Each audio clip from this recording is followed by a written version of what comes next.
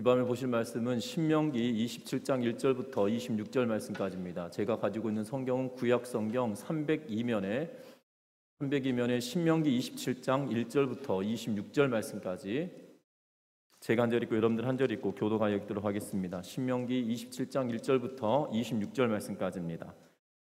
제가 한 절 읽고 여러분들 한 절 읽고 교도가 읽도록 하겠습니다. 모세와 이스라엘 장로들이 백성에게 명령하여 이르되 내가 오늘 너희에게 명령하는 이 명령을 너희는 다 지킬지니라. 너희가 요단을 건너 내 하나님 여호와께서 내게 주시는 땅에 들어가는 날에 를 세우고 를 바르라. 요단을 건넌 후에 이 율법의 모든 말씀을 그 위에 기록하라. 그리하면 내 하나님 여호와께서 내게 주시는 땅 곧 젖과 꿀이 흐르는 땅에 내가 들어가기를 내 조상들의 하나님 여호와께서 내게 말씀하신 대로 하리라. 너희가 요단을 건너거든 내가 오늘 너희에게 명령하는 이 돌들을 발산에 세우고 그 위에 석회를 바를 것이다. 또 거기서 내 하나님 여호와를 위하여 제단 곧 돌단을 쌓되 그곳에 쇠 연장을 대지 말지니라. 다듬지 않은 돌로 내 하나님 여호와의 제단을 쌓고 그 위에 내 하나님 여호와께 번제를 드릴 것입니다. 또 화목제를 드리고 거기에서 먹으며 내 하나님 여호와 앞에서 즐거워하라. 너는 이 율법의 모든 말씀을 너희 위에 분명하고 정확하게 기록할지니라. 모세와 레위 제사장들이 온 이스라엘에게 말하여 이르되 이스라엘아 잠잠하여 들으라. 오늘 내가 내 하나님 여호와의 백성이 되었으니 즉 내 하나님 여호와의 말씀을 청종하여 내가 오늘 내게 명령하는 그 명령과 규례를 행할지니라. 모세가 그날 백성에게 명령하여 이르되 너희가 요단을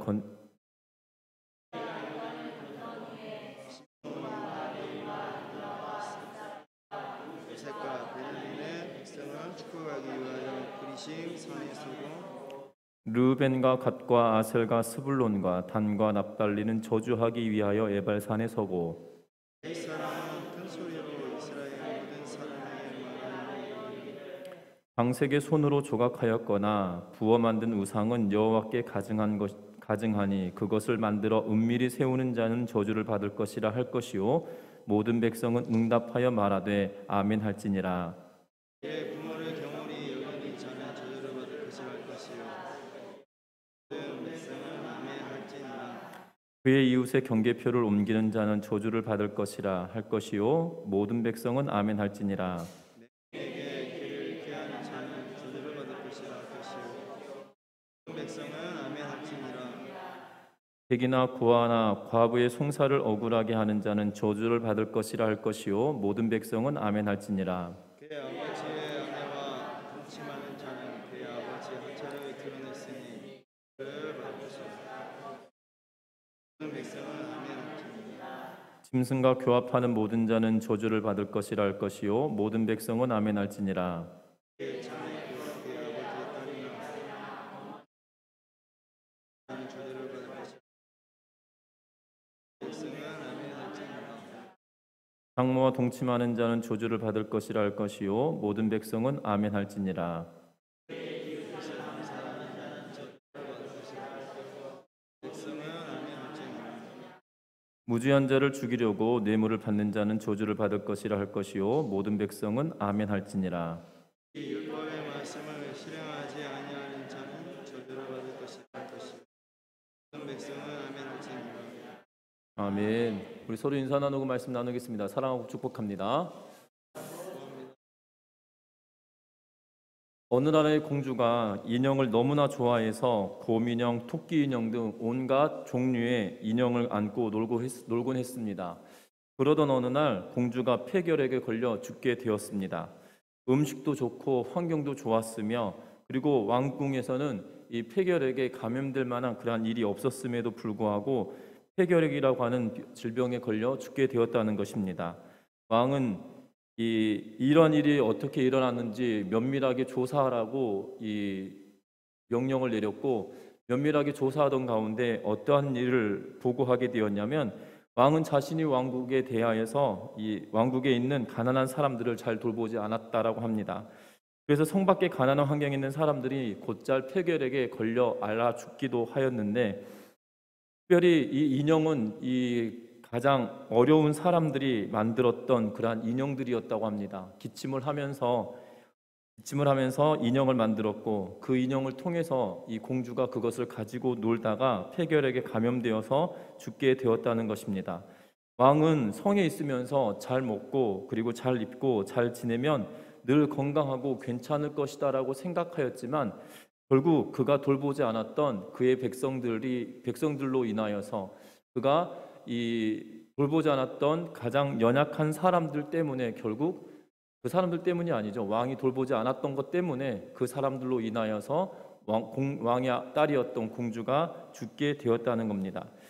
우리는 나만 괜찮으면 다 된다라는 그러한 생각이 만연한 세상을 살아가고 있습니다. 그런데 나만 괜찮으면 되지 않은 그러한 시대에 어떻게 보면 가장 그 중심에 놓여져 있는 때가 바로 이 코로나 상황이지 않는가라는 생각이 들어집니다. 특별히 교회 공동체도 마찬가지입니다. 교회 공동체를 하나님께서 이 땅에 세워주실 때 그리스도의 몸이다라고 하시면서 선포를 하시고, 예수님께서도 분명히 교회를 세우실 때 이 반석 위에, 믿음의 고백 위에 교회를 세우겠다라고 이야기하시며, 베드로에게 이 반석 위에 교회가 세워질 거다라고 말씀하시고, 또한 바울은 이 반석 위에, 신앙의 고백 위에 교회가 세워지고 이 교회는 이 벽돌을 쌓아놓는 것처럼 이어져 갈 것이다라고 에베소 교회 성도들에게 말하고 있을 뿐만 아니라, 고린도 교회 성도들에게는 그리스도의 몸된 교회다라고 하면서 교회는 또한 성도들은 각각의 지체다라고 말하고 있는 것을 보게 됩니다. 그러하게 이 땅의 삶을 살아갈 때 교회 공동체는 결국 예수 그리스도의 얼굴을 드러내는 그러한 그리스도의 몸된 교회다는 사실입니다. 그리스도의 얼굴을 드러내는 교회 공동체여야 함에도 불구하고, 현대에 살아가는 그리스도인들의 교회는 어찌 보면 완악해 보이기도 하고, 때로는 이 목회자들을 이 스타로 만들어서 그 스타성 있는 목회자들을 이렇게 흠모하는 그러한 상황으로 만들어버린 그러한 세태가 아닌가라는 생각이 들어집니다. 분명한 것은 교회 공동체는 예수 그리스도가 드러나야 되고, 예수 그리스도만이 나타나야 되며, 예수 그리스도의 영광이 이 땅 가운데 드러날 수 있도록 살아가는 공동체가 바로 교회 공동체라는 것입니다. 예수 그리스도의 영광이 드러나게 하는 것, 그것이 우리가 해야 될 일인데, 우리가 그렇게 행하면서 살아가는 방법은 여러 가지가 있겠지만, 세상 가운데 빛과 소금의 역할을 감당하고, 특별히 교회 공동체에 속하여 있는 모든 성도들이 각자의 처하여져 있는 상황 속에서 하나님의 공의와 정의가 실현되어져 갈 수 있도록 노력하고 애쓰는 것이 반드시 필요하다는 것입니다. 우리가 하고 있는 일이 때로는 다른 사람들과 좀 다를 수도 있겠지만, 내가 처하여져 있는 그 상황 속에서 하나님이 나에게 무엇을 요구하시고, 나를 통하여 하나님의 영광이 나를 통하여 내 주변의 사람들에게 나타나고 드러낼 수 있는지, 우리가 거기에 관심을 두며 살아갈 때 바로 교회 공동체가 그리스도의 영광을 드러내는 그러한 삶을 살아가게 된다는 것입니다. 교회 공동체가 어떠한 특별한 능력을 행하고, 또한 구제 사업을 큼지막하게 하고, 때로는 정치에 개입하고, 이런 것이 그리스도의 영광을 드러내는 것이 아니고요, 교회 공동체가 각각의 지체된 성도들이 그들이 처해 있는 상황에서 하나님의 말씀을 깊이 알고 그 하나님의 뜻을 내 현장 가운데 실현해내는 것, 그것이 바로 그리스도인의 삶을 살아내는 그러한 모습이고 그리스도의 영광을 드러내는 모습이라는 것입니다. 현대를 살아가는 그리스도인들에게 필요한 덕목이다라는 생각이 들어지는데, 특별히 오늘 성경 말씀은 모세가 이스라엘 백성들에게 이야기하고 있는 그러한 말씀입니다. 특별히 가나안 땅에 입성하기 전에 모압 평지에서 이들에게 이 글을 쓰고 있으면서 그들이 가나안 땅에 들어가면 행해야 될 일들에 대하여 이야기하고, 특별히 하나님께서 이스라엘 백성들을 부르시고 또한 그들에게 사명을 주시는 공동체라는 사실들을 주시면서 그들이 지켜야 될 일들을 다시 한번 상기시키고 있는 것을 보게 되어집니다. 그래서 오늘 본문 말씀을 통하여서 모세를 통하여서 이스라엘 백성들에게 정말 부르심과 사명의 공동체로 그들을 세웠는데, 우리도 마찬가지로 이 땅 가운데 살아갈 때 부르심과 사명을 가진 공동체가 무엇이 우리 가운데 존재해야 하고 무엇을 통하여 우리가 이 땅 가운데 살아내야 되는지 말씀을 통하여 깨달아가는 은혜가 있으시기를 주의 이름으로 부탁드립니다. 먼저 우리는 1절부터 3절 말씀을 같이 한번 읽어보도록 하겠습니다. 같이 읽습니다. 모세와 이스라엘 장로들이 백성에게 명령하여 이르되 내가 오늘 너희에게 명령하는 이 명령을 너희는 다 지킬지니라. 너희가 요단을 건너 내 하나님 여호와께서 내게 주시는 땅에 들어가는 날에 큰 돌들을 세우고 석회를 바르라. 요단을 건넌 후에 이 율법의 모든 말씀을 그리하면 내 하나님 여호와께서 주시는 땅 곧 젖과 꿀이 흐르는 땅에 내가 들어가기를 내 조상들의 하나님 여호와께서 내게 말씀하신 대로 하리라. 아멘. 오늘 이 말씀 보면 모세와 이스라엘 장로들이 백성에게 명령합니다.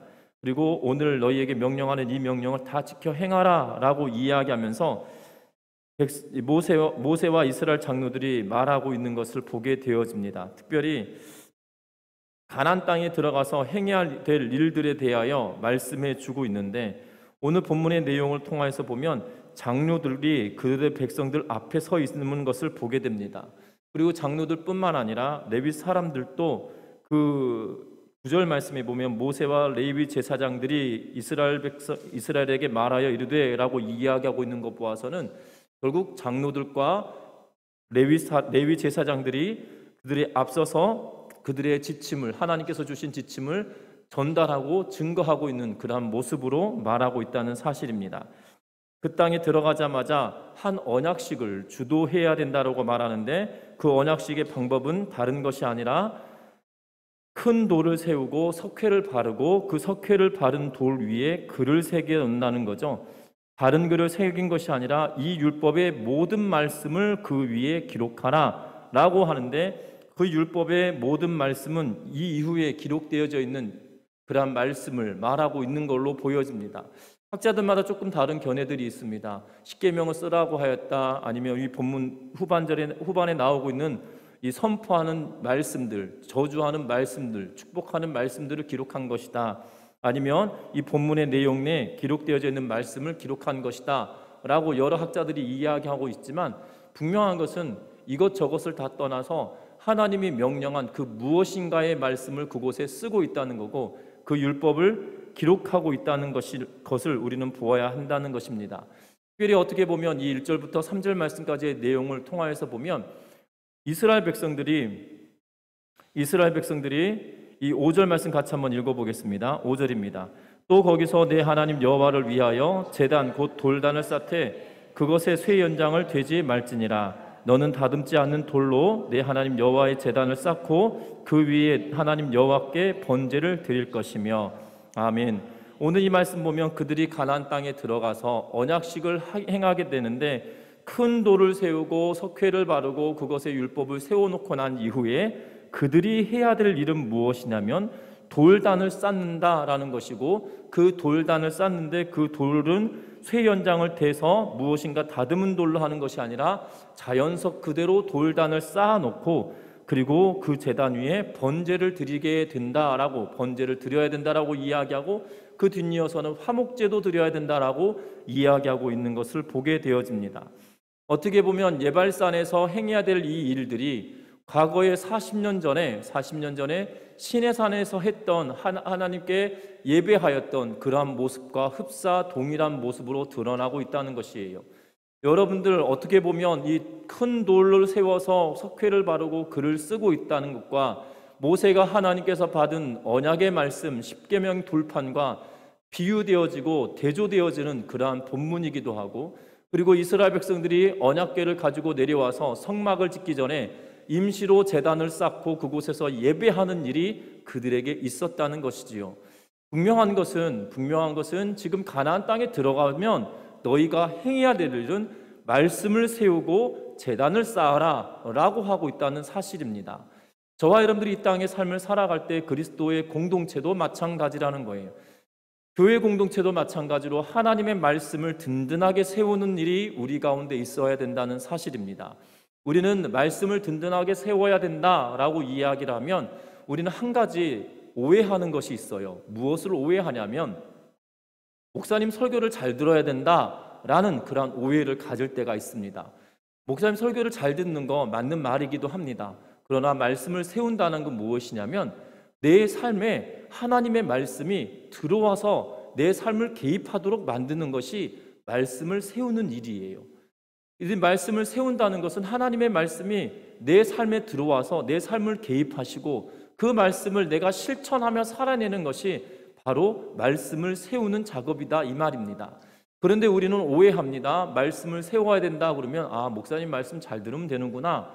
거기서 그치면 이 든든하게 세워지는 말씀이 아닐 수도 있다는 것입니다.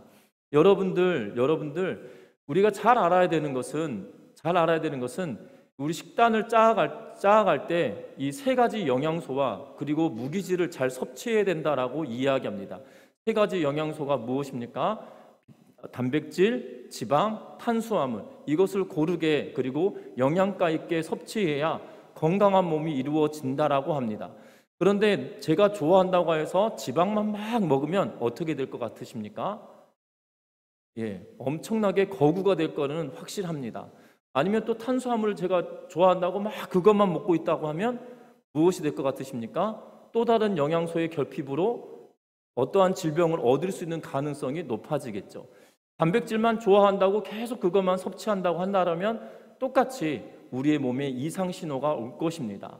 분명한 것은 하나님의 말씀을 듣는 것은 선포된 말씀, 제사장들 통해서 말씀이 선포되어지고 선지자들 통해서 말씀이 선포되어졌고 그것만이 유일한 것이 아니라 선지자들이 끊임없이 이야기했던 것은 무엇이냐면 하나님의 율법을 기억하고 하나님의 계명을 기억하라라고 이야기했다는 거예요. 이스라엘 백성들이 실제적으로 이사야 선지자를 통하여서 선포된 말씀을 들었지 않습니까? 우리는 이것을 두고 저자직강 이런 표현을 쓸 수도 있겠지만 얼마나 놀랐겠어요. 여러분들이 이스라엘 백성이다라면 이사야서를 썼던 그 이사야가 하나님의 말씀을 듣고 그 계시된 말씀을 우리에게 직접 가르쳐 준다라면 얼마나 놀랍고 은혜가 되겠습니까? 그런데 그럼에도 불구하고 이사야 선지자는 무엇이라고 이야기하냐면 여호와의 계명을 쫓아야 된다, 하나님의 말씀을 들어야 된다라고 간곡하게 이야기하고 있다는 사실입니다. 분명한 것은 우리가 설교되어지는 선포되어지는 말씀을 듣고 살아가는 것도 중요하지만 내 삶 가운데 하나님의 말씀을 내 스스로 읽고 읊조리는 삶이 우리들에게 반드시 필요하다는 거예요. 여러분들 시편 1편에 보면 뭐라고 기록하고 있습니까? 복 있는 사람은 뭐라고 이야기합니까? 악인의 꾀를 쫓지 아니하며 죄인의 길에 서지 아니하며 오만한 자의 자리에 앉지 아니하고라고 하면서 그 뒤에 뭐라고 이야기합니까? 주의 말씀을 즐거워하며 주야로 묵상하는 자다라고 이야기하고 있거든요. 저와 여러분들 기억할 것은 여기서 주야로 묵상한다는 표현은 하나님의 말씀을 읽는 것으로 그치는 것이 아니라 우리가 읊조리며 외워가는 일들도 필요하다는 거예요. 저와 여러분들 삶 가운데 분명한 것은 주의 말씀이 내 삶 가운데 개입하시고 살아갈 수 있도록 하나님의 말씀을 끊임없이 읽어내는 작업이 반드시 필요하다는 거예요. 여러분들 현대를 살아가는 그리스도인들의 가장 큰 약점이 무엇인지 아십니까? 성경을 온전하게 읽어내는 일이 많지 않다는 거예요. 성경 공부도 많이 하고 제자 훈련도 받습니다. 그런데 제자 훈련 받을 때만 숙제처럼 성경을 읽어내는 그러한 모습 때문에 습관처럼 그냥 내 몸에 배어있는 습관처럼 성경을 끊임없이 읽고 읊조리는 삶을 살아야 되는데 그것은 온데간데 없고 숙제처럼 해내는 그러한 일들만 남게 되었다는 거죠. 그리고 이렇게 말합니다. 나 제자 훈련 끝냈는데, 나 이런 훈련 마쳤는데, 나 이러한 이 자격을 취득했는데, 여러분들 신앙생활은 자격을 취득하고 어떠한 커리큘럼에 맞추어서 이 과정을 맞춰가는 것만이 유일한 것이 아니에요. 중요한 것은 그 과정들을 해가는 이유가 있다라면 다른 것이 아니고 하나님의 말씀을 스스로 읽고 하나님의 말씀을 깨닫고 하나님의 말씀을 내 삶 가운데 적용하도록 훈련시키는 목적이 거기에 있는 것인데 사람들은 그 목적과 상관없이 그냥 그것을 숙제해내고 단계를 끝냈다라고 생각하며 그래서 내가 무엇인가 이루어냈다라고 하는 그러한 착각 속에 사는 사람들을 보게 되어집니다. 제가 대학원 공부를 하면서 이 강남의 큰 유명한 교회 안수 집사님과 함께 공부할 기회가 있었습니다. 대학원 다니는데 그분은 전문인 사역 전공을 하여서 본인의 직업을 가지고 해외 선교를 나가려고 꿈꾸는 그러한 분이셨어요. 그래서 선교의 열망도 가지고 계시고 선교의 비전도 가지고 계시고 본인이 그때 50대 중반이셨기 때문에 2000년 초반에 50대 중반이셔서 조만간 은퇴하게 되어지면 나는 모든 짐을 꾸려서 해외로 나가 선교할 것입니다 라고 하면서 해외로 나가면 내가 가지고 있는 직업을 가지고 그곳에서 선교할 수 있을 것 같다라고 하면서 그러면서 선교학을 같이 공부했던 분이신데요. 그런데 그 이야기를 할 때마다 무슨 이야기를 하시냐면 내가 무슨 과정을 마쳤고 무슨 과정을 마쳤고 무슨 과정을 마쳤다라고 이렇게 입에 버릇처럼 이야기하셨던 분이세요. 그런데 성경을 이야기하면 모르는 거예요. 그러니까 무슨 과정을 마쳤다는 것이 본인에게 뭔가 간판처럼 여겨지지만 성경을 이야기하면 아무것도 알지 못한다는 거죠. 여러분들 성경 나가는 그 귀한 마음이 있지만 하나님의 말씀이 정작 그의 삶 가운데 적용되어지지 않고 성경으로 자기의 삶이 해석되어지지 않으면 아무런 의미가 없다는 사실이죠. 여러분들 기억했으면 좋겠습니다. 우리가 삶을 살아갈 때 우리가 이렇게 살아가는 삶이 그냥 주어진 것이 아니라 어쩔 수 없이 주어진 인생이 아니란 말이죠. 하나님이 계획하신 바가 있고 뜻하신 바가 있어서 우리에게 말씀을 통하여 우리 삶 가운데 개입하시고 하나님의 말씀이 내 삶을 해석해냄으로 말미암아 내가 하나님 앞에 어떠한 삶을 살아갈 것인지 내보이며 해석된 대로 내가 그 하나님 앞에 온전하게 드리며 살아가는 삶이 바로 예배의 삶이고 말씀을 세우는 삶이라는 것을 기억하셨으면 좋겠습니다. 또 하나가 필요합니다. 제단을 쌓았다라고 이야기합니다. 제단을 쌓은 것은 예배를 세워가는 그러한 일이라는 거죠. 이스라엘 백성들이 하나님께 예배한 적이 과거에는 있지 않았습니다. 요셉을 알지 못하는 왕이 드러나고 난 이후에 이스라엘 백성들이 애굽 땅에 들어가서 하나님께 제사 지냈다 예배했다라고 표현된 부분들이 많지 않아요. 특별히 창세기를 보면 야곱이 베델에 올라가서 제사를 지냈던 사건을 외에는 그 이후로 제단을 쌓았던 내용에 대해서 그렇게 깊이 있게 말하고 있는 내용은 없는 걸로 보여집니다. 야곱과 그들의 자녀들에게는 일상인 제사였겠지만 그러하기 때문에 뺐겠지만 애굽 땅에 들어가서 그들이 예배하지 못하였던 그들이 이제는 가나안 땅을 나와서 시내산에 갔습니다. 하나님께 예배해야 될 자들이 그들의 예배의 대상이 흔들려져 버리고 그들이 온전한 예배를 드리지 못하니까 결국 금송아지를 만들고 하나님을 저버리는 그런 행위를 하고 있는 것을 보게 되거든요. 그러면서 율법을 받고 난 이후에 그들이 성막을 짓기 전에 무엇을 합니까? 하나님께 제단을 쌓고 예배하게 되어지는 것을 보게 됩니다. 그들이 예배하고 있는 이유가 무엇인가요? 그것은 다른 것이 아니라 출애굽기 3장에 보시면 출애굽기 3장 12절에 뭐라고 이야기하시면 이곳에 와서 예배해야 된다라고 하나님께서 모세에게 말씀하고 있기 때문이죠. 이 신의 산에 와서 하나님이 임하셨던 여호와의 산에 와서 너희가 예배해야 된다라고 하나님께서 말씀하셨기에 그곳에서 제단을 쌓고 예배해야 된다라고 말하고 있다는 거죠. 그런데 중요한 것은 그들이 예배해야 될 자리에 하나님께 예배하는 것이 아니라 금송아지를 세워두고 온전한 예배를 드리지 못하고 하나님을 버렸던 일들이 있었다는 거죠. 우린 잘 생각해 봐야 합니다. 우리가 예배라고 하는 것이 금송아지를 만들어 놓고 내가 이것이 예배다라고 말하고 있는 이스라엘 백성들과 같은 삶을 살고 있지 않은지, 하나님이 기뻐하시는 예배를 드려야 될 우리가 내 생각과 내 가치대로 내 마음대로 내가 생각대로 제단을 쌓아놓고 대상을 만들어 놓고 그것이 하나님이다라고 이야기하며 그것에 집중하면서 예배하는 삶을 살아내고 있지 않은지 우리 자신을 잘 살펴보고 돌이켜 봐야 된다는 거예요. 예배는 지난 시간에도 말씀드렸지만 예배가 하찮게 여겨지면 성도로서의 삶이 더 이상 되어지지 않는다는 거예요. 예배가 하찮게 여겨지면 성도로서의 삶은 더 이상 진행되어지지 않는다는 거예요. 여러분들 기억하시기 바랍니다. 하나님이 기뻐하시는 예배를 드리는 그러한 자세를 하나님께서는 요구하셨다는 거예요. 그래서 여호와의 제단을 쌓아라, 내 하나님 여호와의 제단을 쌓아라 라고 말합니다.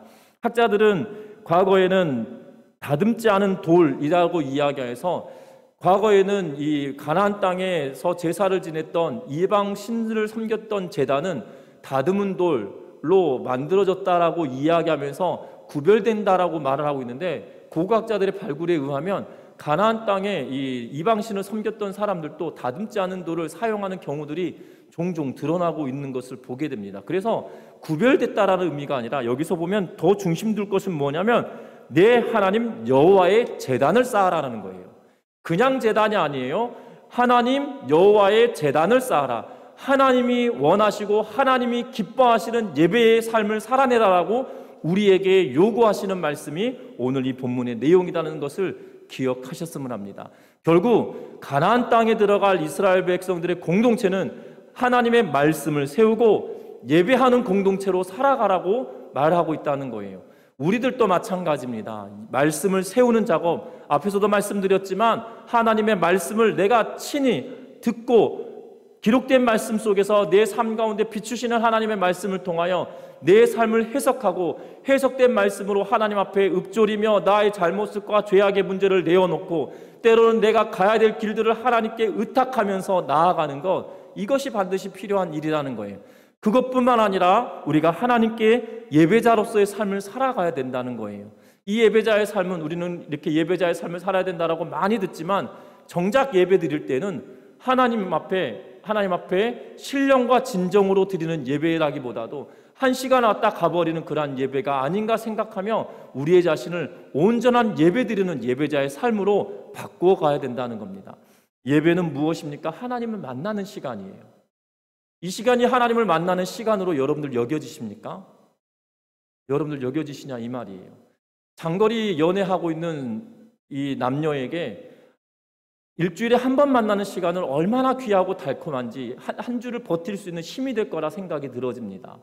여러분들 연애하는 남녀의 모습처럼 장거리 연애하고 있는 남녀들이 딱 일주일에 한 번 만나는 시간인데 그 한 번 만나는 그 시간 때문에 일주일을 견뎌내고 일주일을 생각하고 묵상하고 살아가지 않겠습니까?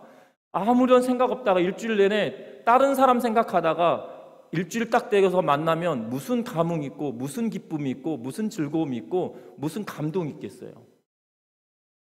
그렇지 않겠습니까? 결국 그러다 보면 그 연인은 어떻게 됩니까? 그냥 헤어지는 거죠. 신앙생활도 마찬가지예요. 우리가 이 땅의 삶을 살아가면서 현실을 살아갈 때는 세상 것을 생각하고 쫓아가다가 세상 것을 생각하고 쫓아가는 것이 당연한 일이에요. 그런데 하나님이 나를 통해서 이 땅 가운데 무엇하기를 원하시는지 거기에 관심은 있지 않고 세상의 가치와 세상의 향락과 세상이 주는 그 기쁨에 매여서 그것만을 쫓아가는 것은 온당한 일이 아니라는 거예요. 성도의 모습이 아니라는 거예요. 내가 현실을 지금 살아내는 것은 당연한 일이에요. 왜냐하면 우리에게 하나님께서 허락하신 것이기 때문이죠. 그러면 그곳에서 내가 무엇을 위하여서 하나님이 나에게 무엇을 명령하시는 것인지 하나님의 말씀을 붙들고 그 땅 가운데 살아내면서 하나님을 생각하면서 그 현실을 살아내는 것이라 이 말입니다.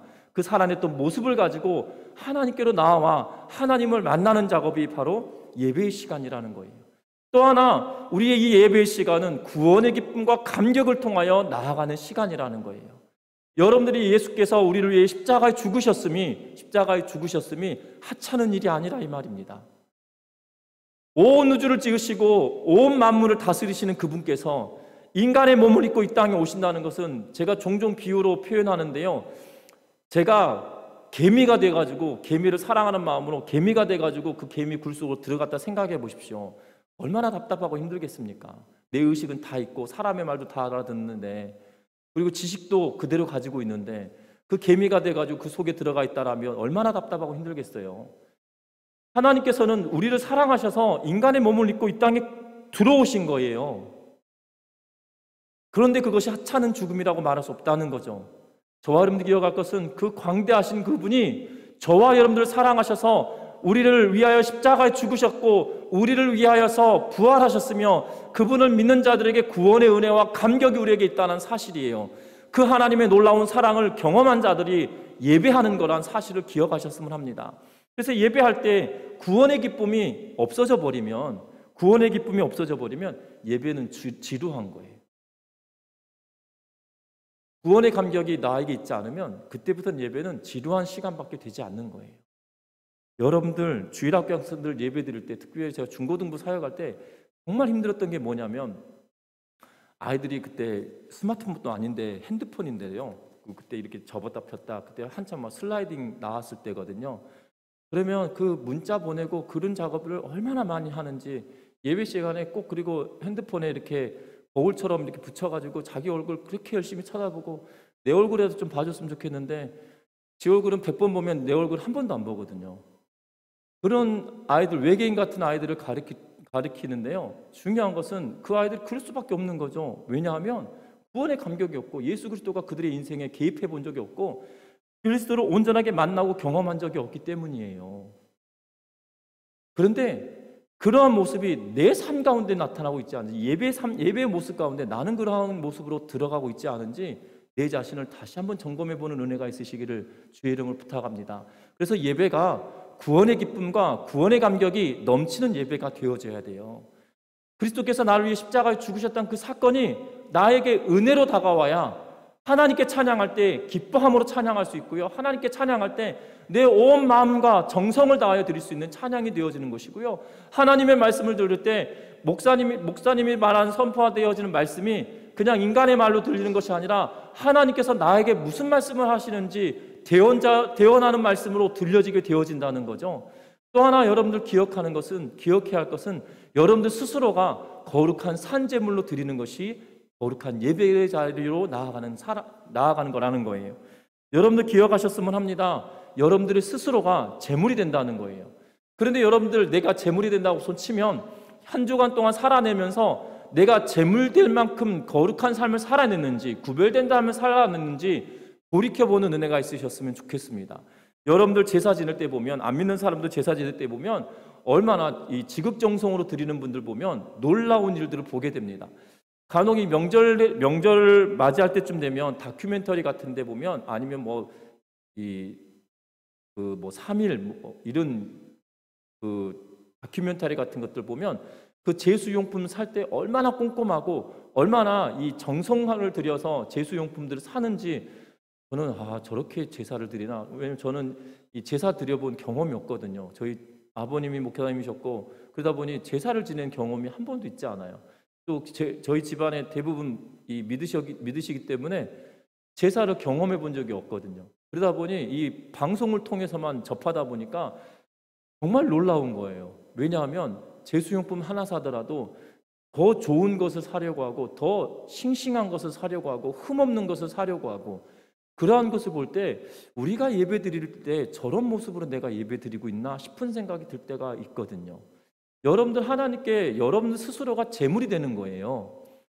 예수님께서는 6월절 어린 양으로 우리의 죄값을 위하여 십자가를 지심으로 말미암아 거룩한 산제물 되셨지만, 예배할 때 예배자로서의 내 자신도 하나님께 거룩한 산제물로 드려야 된다는 거죠. 그게 로마서 12장 1절과 2절에서 하시는 말씀이잖아요. 그래서 영적인 예배를 드리는 것이 우리가 행해야 될 일이다, 이 말입니다. 여러분들 자신을 돌이켜보면 내가 괜찮은 제수용품인지 한번 생각해 보셨으면 좋겠어요.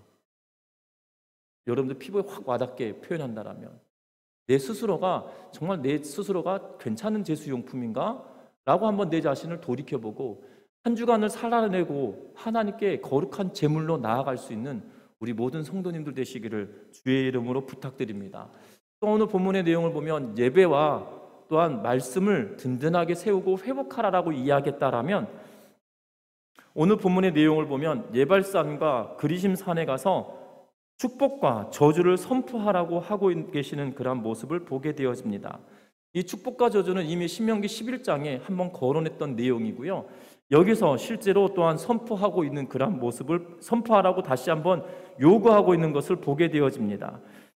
모세가 11절 말씀에 이렇게 기록합니다. 모세가 그날 백성에게 명령하여 이르되 라고 이야기하면서 시작하면서, 요단을 건넌 후에 시므온과 레위와 유다, 이사갈, 요셉과 베냐민은 백성을 축복하기 위하여 그리심산에 서고, 그리고 르우벤, 갓, 아셀, 스불론, 단, 납달리는 저주하기 위하여 에발산에 서고 라고 이야기합니다. 그 지파들을 나눌 때 어떠한 조건으로 어떠한 이유로 나누었는지 여러 가지 견해들이 분분합니다. 그래서 딱 꼬집어서 이러한 이유 때문에 여기다 세웠다 저기다 세웠다 말은 할 수 없지만, 중요한 것은 모세가 하나님의 뜻에 따라 그들을 나누어서 축복을 위하여서는 그리심산에, 그리고 저주를 위하여서는 에발산에 세웠다는 사실이죠. 특별히 이 에발산은 이 해발 940m 정도 되는 그런 높은 산입니다. 천고지 되는 그런 높은 산이니까요. 그런데 이 요단 계곡을 기준으로 보면 약 360m 정도 되는 생각보다 낮은 산입니다. 그래서 이스라엘 백성들이 다 올라가서 지파별로 올라가서 이 선포할 수 있는 그러한 산인 걸로 보여집니다. 그리심산도 비슷한 엇비슷한 높이의 그러한 산으로 보여집니다. 사실 가서 보면서 이 산하고 이 산하고 뽕우리가 어느 그 정도인지 이렇게 말씀을 드려야 되는데, 이 사진으로 보고 등고손으로 보다 보니까 이게 조금 불편할 수 있지만, 분명한 것은 이 비슷한 높이의 산들인 걸로 추정되어진다는 거죠. 중요한 것은 이 둘을 구별해 놓고 있다는 거예요. 축복을 구별하고 있고 저주를 구별하고 있다는 거죠. 어떠한 삶을 살아갈 것이냐라는 것이고, 어떠한 삶을 살아갈 것이냐라는 것이죠. 축복에 대하여서 축복을 선포하는 것에 대해서는 그 내용은 기록하고 있지는 않지만, 오늘 본문 자체에서 보면 에발산에서 저주에 관한 선포된 저주에 관한 내용들은 상세하게 기록하고 있다는 것입니다. 어떻게 보면 오늘 본문 자체에서는 구별된 삶을 살아내기를 간절히 바라고 있는 것이고, 그리스도인들, 특별히 이스라엘 백성들에게는 어떠한 삶을 살아가라고 요구하고 있는 거예요? 축복된 길을 걸어가라고 요구하고 있다는 거죠. 지금 이스라엘 백성들이 가나안 땅에 들어가서 예발산과 그리신산에 서서 축복과 저주를 하라라고 이야기할 때, 저주된 길을 가라고 지금 이것을 선포하는 것은 결단코 아니라는 거예요. 복된 길을 걸어라라고 우리에게 이야기하고, 구별된 삶을 살아가고 하나님께서 기뻐하시는 삶을 살아가라고 우리에게 요구하고 있다는 거죠. 구별된 삶을 살아가는 것은 결국 무엇이냐면, 앞에서도 말씀드렸지만 율법을 지키고 살아가는 것, 하나님의 말씀을 세우며 살아가는 일이라는 것을 기억하는 우리 성도님들 되시기를 주의 이름 부탁합니다. 또한 세 번째 보면, 이 오늘 선포된 내용들 가운데 11가지가 있고, 12번째는 이 율법을 다 지키지 않으면 죽임을 당하게 되어진다, 저주를 받을 것이다 라고 이야기하면서 아멘 하면서 12가지, 12항목에 대해서 이야기하지만 실제적인 죄목에 대해서는 11가지를 이야기하고 있고, 이 11가지를 지키지 않으면 이 사람은 저주를 받을 자다 라고 이야기하면서 말하고 아멘하고 끝내고 있는 것을 보게 됩니다. 그 내용을 보면 우상을 제작하는 사람, 부모를 저주하는 사람, 경계표를 옮기는 사람, 맹인을 희롱하는 사람, 약자에게 억울한 재판을 하는 사람, 아버지의 아내와 동침하는 사람, 수간하는 사람, 자매와 동침하는 사람, 장모와 동침하는 사람, 암살자, 그리고 모사를 위하여 뇌물을 주는 사람, 이 사람들은 저주를 받을 거다라고 이야기하면서 아멘으로 외치고 있는 그런 모습을 보게 됩니다. 그런데 우리가 오늘 본문을 통해서 우리가 눈여겨봐야 될 것이 있어요. 그것이 뭐냐면, 경계표를 옮기는 자, 그리고 맹인을 희롱하는 자, 약자에게 억울한 재판을 하는 사람. 우리가 주목해 봐야 될 것은 사회정의에 대하여서 하나님은 강력하게 이야기하고 있다는 거죠. 다른 것들은 우리가 부모를 저주하면 부모를 경홀히 여기는 자는 저주받을 것이다 라고 하면 그럴 수도 있다. 왜냐하면 우리는 우리 문화권 안에서 그것이 가능한 일이기 때문이죠. 그리고 아버지의 아내, 다시 말하면 나의 그 계모가 되겠죠. 계모와 동침하는 자는 이 저주를 받아야 된다. 짐승과 교합하는 자들 저주받아야 된다. 자매와 동침하는 자도, 장모와 동침하는 자도, 이건 성윤리이기 때문에 우리가 당연히 그렇다라고 받아들일 수 있는데요. 그런데 경계표를 옮기고 맹인을 희롱하고 약자에게 억울한 재판을 하는 자라는 그러한 덕목에 들어가면 하나님이 우리와 조금 다른 것을 우리는 보게 되고, 이스라엘 백성들에게 주신 이 말씀은 조금 다르다라고 생각되어지는 부분이죠. 여러분들, 경계표를 하나님께서 왜 이렇게 중하게 생각하실까요? 경계표는 이스라엘 백성들이 가나안 땅에 들어가면 그들이 땅 분배를 받고 각 지파별로 땅을 분배받고 그 땅을 나누게 되어지는 거죠. 그 땅을 표식해주고, 여기서부터 여기까지는 어느 가문의 누구의 땅이다, 어느 가문에게 내려가야 될 땅이다라고 하면서 그 경계표를 준다는 거예요. 근데 그 경계표를 옮긴 것은 결국 무엇을 옮기는 거예요? 하나님의 뜻을 옮기는 거예요. 지금 하나님께서는 여러분들 잘 기억하셔야 되는 건, 앞에서도 보았지만 절기를 볼 때 신년에 대하여서도 이야기하셨거든요. 신년을 선포하라고 하셨던 이유가 뭐예요? 이 경제적인 부분에서 가장 하층으로 떨어진 자들이 다시금 회복하고 복권할 수 있는, 회복할 수 있는 기회를, 한 세대가 지나고 50년이 되어지면 회복할 수 있는 기회를 주는 거였어요. 그래서 그 땅이 원래의 가문과 원래의 주인들에게도 다 되돌아가는 거예요. 50년 전에 가문의 땅이었다면 그 가문으로 다 회복되어지고 복귀되어지는 거예요. 그것이 정점이 뭐냐면 이 경계표가 하나님께서 그들에게 주신 것이다라고 하면서 그것이 경계표가 하나님의 뜻으로 그들에게 주어진 거예요. 이것을 옮기는 것은 하나님이 이 가문에 주신 것인데 이 가문에 주신 하나님의 뜻을 뭐 한 거예요? 옮기는 것과 똑같다라고 여기고 있다는 거죠. 맹인을 희롱하는 자는 사회의 약한 자들을 괴롭히는 것에 대하여서 하나님은 강력하게 이야기하고 있다는 거죠. 우리는 사회적으로 연약한 자들을 쉽게 여기고 그들을 놀리는 것이 당연한 것처럼 생각되어지는 것이 현대를 살아가는 우리들이에요. 그런데도 과거에 벌써 3500년 전임에도 불구하고 사회적인 약자에 대하여 하나님은 뭐라고 이야기하냐면 그들을 공의롭게 여겨야 된다라고 이야기하고 그들을 놀리거나 희롱하는 자들에게 저주해야 된다라고 이야기하고 있는 것을 보게 되어집니다. 뿐만 아닙니다. 약한 자에게 억울한 재판을 하는 것에 대하여서도 하나님은 저주하고 있는 걸 보게 됩니다. 어찌 보면 지금 이 땅은 정말 너무나도 좋아진 법치국가로 성장한 그런 나라인 듯 보입니다. 그럼에도 불구하고 우리의 뇌리 속에 잊혀지지 않는 단어가 있죠. 이 무전유죄, 유전무죄라고 하는 단어는 우리의 뇌리에서 잊혀지지 않습니다. 그리고 그것이 맞는 것처럼 여겨질 때도 너무나도 많죠. 그런데 이미 하나님 3500년 전에 약자들의 재판에 대해서도 하나님은 이야기하시며 그렇게 재판하는 자는 저주받을 것이다 라고 이야기하며 이스라엘 백성들이 아멘하며 그것을 받아들이고 있다는 거죠. 여러분들 기억하셨으면 합니다. 그리스도인들에게 있어서만큼은 사회 정의가 남의 이야기가 결단코 아니라는 거예요. 우리는 사회 정의를 이야기할 때 남의 이야기처럼 여기고 들을 때가 참 많습니다. 특별히 그리스도인들은 좋은 것이 좋은 것이야 라고 생각할 때가 참 많거든요. 그런데 그리스도인들은 좋은 것이 아니고요. 하나님의 뜻과 사회를 향한 하나님의 뜻이 맞지 않는다라면 우리는 그것에 대하여 분노하고 그것에 대하여서 생각하고 그것을 놓고 끊임없이 기도하며 변화되기를 요구해야 된다는 걸 기억하는 우리 성도님들 되셨으면 좋겠습니다. 이 땅 가운데 그리스도인들이 이 일들을 행하지 않으면 그 누구도 하지 않는다는 거예요. 어찌 보면 깨어있는 지각 있는 사람들이 할 수도 있겠죠. 그런데 그렇지 않다는 겁니다. 여러분들 기억하셨으면 합니다. 이 진보적인 생각을 가지고 있는 사람이라고 하여서 사회의 정의를 실현할 거라고 생각하면 큰 오산이에요. 왜냐하면 결국 그들도 그들의 탐심과 탐욕으로 말미암아 그들의 배를 채우는데 급급해지는 것밖에 되지 않기 때문이죠.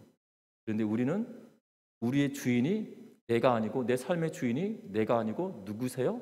하나님이시고 내 삶의 주인이 하나님이시기 때문에 그분을 두려워하는 마음 때문에 우리는 사회 정의를 실현할 힘이 있고 마음도 있고 두려움이 있는 거죠. 그런데 우리가 그것을 행하지 않는다라면 이 땅에 그 누구도 하지 않는다는 거예요. 저와 여러분들 기억할 것은 우리 전미중앙교회 성도님들이 사회 정의를 위해서 생각하고 기도하는 그러한 성도님들 되셨으면 좋겠습니다. 이 땅 가운데 연약한 자들, 정말 어려운 자들, 하나님 힘없는 자들, 이들이 괴롭힘을 당하는 것이 아니라 정말 잘못된 법으로 인하여서 그들이 고통받는 것이 아니라 사회가 올바르게 세워져 갈 수 있도록 하나님의 뜻과 공의가 실현되어질 수 있도록 하나님 이 나라 민족을 붙들어 주십시오라고 기도하고 때로는 그러한 일들이 보여진다라면 그것을 보고 분통히 여기고 정말 억울한 마음을 가지고 기도할 수 있는 또한 그것을 행동할 수 있는 우리 모두가 되시기를 주의 이름으로 부탁드립니다.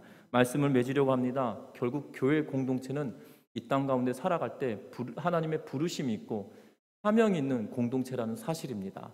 저와 여러분이 이 땅의 삶을 살아갈 때 그 사명을 감당하기 위하여 가장 중요한 것은 앞에서도 말씀드렸지만 말씀이 세워져야 되고 여러분들 예배가 온전하게 회복되어져야 된다는 겁니다. 그래야 구별된 삶도 살아가고 사회 정의를 향하여서 하나님의 뜻이 무엇인지 하나님의 정의와 공의가 이 땅에 실현되어지기를 간곡하게 바라는 마음이 생겨날 수 있다는 거예요. 그렇지 않고서는 되어지지 않는다는 걸 기억하면서 하나님의 뜻과 정의가 이 땅 가운데 실현될 수 있도록 예배와 말씀이 든든히 세워져가고 회복되어지는 우리 전미중앙교회 모든 성도님들 되시기를 주의 이름으로 부탁드립니다. 기도하겠습니다.